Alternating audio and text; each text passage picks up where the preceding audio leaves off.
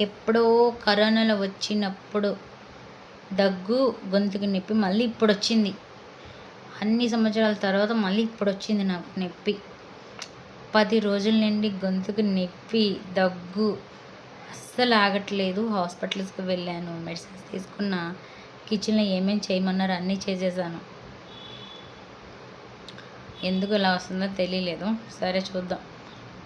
అయితే కొత్త సంవత్సరం రాతలు మారిపోతాయి, మనం ఇలా అలా అనుకుంటారు అందరూ.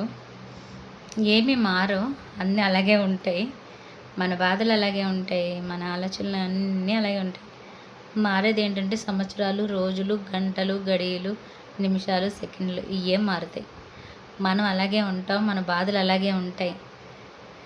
మారాల్సింది ఏమైనా ఉంది, మన వల్ల అవుతుంది, మన వల్ల చెయ్యొచ్చు అంటే ఒక చిన్న రిక్వెస్ట్.